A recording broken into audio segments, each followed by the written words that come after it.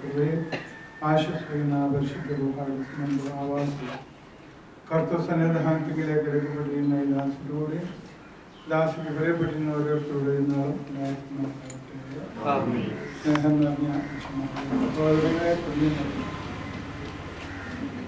നാം ഇപ്പോൾ ഈ ഭവനത്തിൽ വന്നുകൂടിയിരിക്കുന്നത് ഈ കർത്തദാസി യാത്ര അയക്കുവാനായിട്ടാണ്.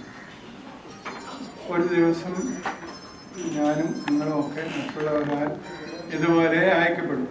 ദൈവം തമ്പുരാൻ നമ്മെ ഇങ്ങോട്ട് അയച്ചതും തിരിച്ചു പോകുന്നതൊക്കെയും അവിടുത്തെ കൽപ്പനയുടെ അവിടുത്തെ തീരുമാനത്തിൻ്റെ മാത്രം വെളിച്ചത്തിൽ നടക്കുന്ന കാര്യമാണ്. ഇവിടുത്തെ ജീവിതവും അങ്ങനെ തന്നെയാണ്. അതുകൊണ്ടാണ് അബ്രഹാം പിതാവിനോട് ഉൽപ്പത്തി പുസ്തകം 12-ാം അധ്യായം പറയുന്നത്, ഞാൻ നിന്നെ കാണിപ്പാൻ എനിക്ക് ദേശത്തേക്ക് പോകും. ദൈവം തമ്പുരാൻ കൽപ്പിക്കുന്നതിനനുസരിച്ച് ജീവിക്കുവാനായിട്ടാണ് നമ്മെ ഇങ്ങോട്ട് പരദേശവാസനായിട്ട് ഗോത്രപിതാവായ യാക്കോബിനോട് ദേശാവിന് പ്രായം ചോദിക്കും പറയുന്നുണ്ട്, എൻ്റെ പരദേശവാസകാലം, ഈ പരദേശവാസകാലം കഴിഞ്ഞ് മടങ്ങിപ്പോകും. അതുകൊണ്ട് നമ്മൾ പാടുന്ന ക്രിസ്ത്യഗാനങ്ങളുണ്ട്, എല്ലാ വിഭാഗം മതങ്ങളിൽ സഭകളും ചൊല്ലുന്ന ക്രിസ്ത്യഗാനങ്ങളിലുണ്ട്. എൻ്റെ ഇവിടുത്തെ ജീവിതം 4 വരൽ നീളമാണ്, അത് അല്പകാലമേ ഉള്ളൂ, ഞാൻ പറഞ്ഞ എൻ്റെ പ്രിയനോട് ചേരും, ഞാൻ വിൺമഹിമ പ്രാപിക്കുമെന്നെല്ലാം പാടുന്നത് നമുക്കറിയാമോ. അതെല്ലാം വിഭാഗങ്ങളും ചൊല്ലുന്നു. അപ്പോൾ ഈ വിൺമഹിമ പ്രാപിക്കുവാനുള്ള യാത്രയിലാണ് കർത്തദാസി എന്നാണ് നമ്മുടെ പൂർണ്ണമായ വിശ്വാസം.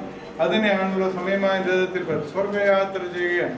അപ്പോൾ ആ യാത്രയ്ക്കുള്ളതായ യാത്രയയപ്പിന് വേണ്ടിയാണ് ഞാനും നിങ്ങളും ഇവിടെ വന്നു കൂടിയിരിക്കുന്നത്. ഈ കർത്തദാസിയെ യാത്രയയപ്പിന് ഈ കർത്തദാസിനെ കുറിച്ച് ചിന്തിക്കുമ്പോൾ 2 ആമക്കളുള്ളവരെ ഞാൻ വെട്ടിക്കൽ ദേറായിലുള്ള കാലം മുതൽ അവരവിടെ വരികയും സ്നേഹം പങ്കുവെക്കുകയും അവർ തന്നെയാണ് അവിടെ പലപ്പോഴും വരികയും ആ സ്നേഹം പുതുക്കുകയും എല്ലാം ചെയ്തിട്ടുള്ളത്. തീർച്ചയായിട്ടും ഈ അമ്മച്ചി കൊടുത്തതായ നല്ല പാഠങ്ങൾ, 3 പെൺമക്കൾ ഒരു മോളുണ്ടെന്ന് എനിക്കറിയാം, പക്ഷേ അടുപ്പം അത്രയുമില്ല. ഈ അമ്മച്ചി പകർന്നു കൊടുത്ത നല്ല പാഠങ്ങളിൽ നിന്ന് ഉൾക്കൊണ്ടുകൊണ്ടായിരിക്കും പരിശുദ്ധ പരിമള തിരുമേനി താമസിച്ച് വെട്ടിക്കൽ തയ്യാറായാൽ ഇടയ്ക്കൊക്കെ വരുവാനും അവിടെ കാണുവാനും പ്രാർത്ഥനയിൽ പങ്കെടുക്കുവാനും കഴിഞ്ഞു. ആ നല്ല പാഠങ്ങൾ പഠിപ്പിച്ച് അമ്മച്ചി തന്നെ ഏൽപ്പിച്ചതായ ചുമതല ഏൽപ്പിച്ച് മടങ്ങിപ്പോവുകയാണ് ചെയ്യുന്നത്.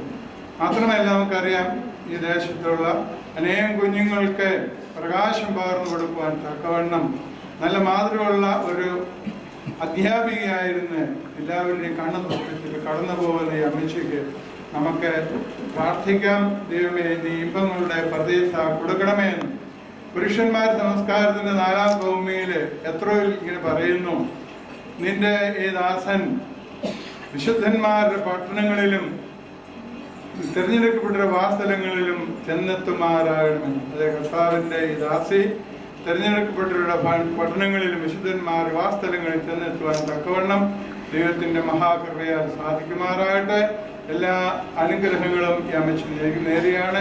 ഇമ്പങ്ങളുടെ പ്രദേശമായി അമ്മയ്ക്ക് ദൈവം തമ്പുരാൻ നൽകട്ടെ എന്ന് പറയുന്നത് ഒപ്പം ഞാനും നിങ്ങളും ജീവിച്ചിരിക്കുന്നവർ നമ്മെ ഇതുപോലെ യാത്ര അയക്കുമ്പോൾ ദൈവത്തിന് ഹിതകരമായി ജീവിച്ച് കടന്നു പോകുവാൻ, സ്വസ്ഥതയുടെ അനുഭവത്തിൽ കടന്നു പോകാൻ തക്കവണ്ണം നാം ഓരോരുത്തരും ശ്രദ്ധിക്കേണ്ടതാണെന്നുള്ള കാര്യവും ഓർമ്മപ്പെടുത്തുകയാണ്. എല്ലാ അനുഗ്രഹങ്ങളും നേരുന്നു. അമ്മച്ചിയുടെ യാത്ര ദൈവം തമ്പുരാൻ പ്രീതികരമായി സ്വീകരിക്കുമാറാകട്ടെ. മക്കളെ എല്ലാം ദൈവം തമ്പുരാൻ അനുഗ്രഹിക്കട്ടെ. വന്നുകൊടുക്കുന്ന ജനസമൂഹത്തെ അനുഗ്രഹിക്കുന്ന ഒരു വാക്കെടുക്കുന്നു. എല്ലാ അനുഗ്രഹങ്ങളും നേർന്നുകൊണ്ട് ദൈവത്തിൻ്റെ കൃപയ്ക്കായി ധ്യാനിച്ചുകൊണ്ട് വാക്കുകൾ